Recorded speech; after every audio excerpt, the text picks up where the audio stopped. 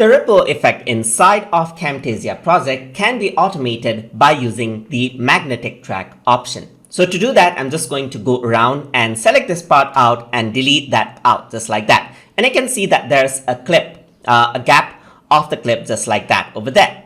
I can also go over here and let's say I can split the clip out here and delete it out just like this individually. I can go around, split the clip, and I can split the clip over here again and delete.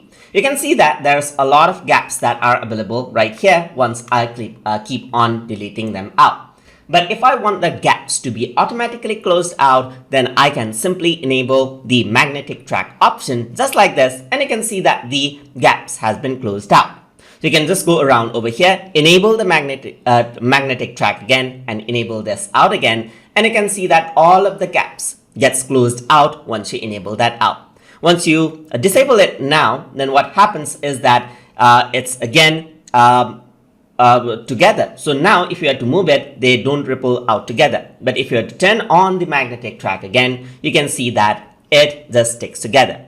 So if you have some video footage that you want to import, let's say for example, you go around, I'm just going to go around onto my Dropbox, and let's say I'm going to go around with some video right here, like this intro video for my tutorial channel. So I'm just going to drag it around over here in between, let's say for example, and if I were to do that, you can see that the video clip is right in between these tracks just like this. Similarly, I can go around here onto any of the objects just like this and keep it in between, let's say for example, and it snaps right onto that place.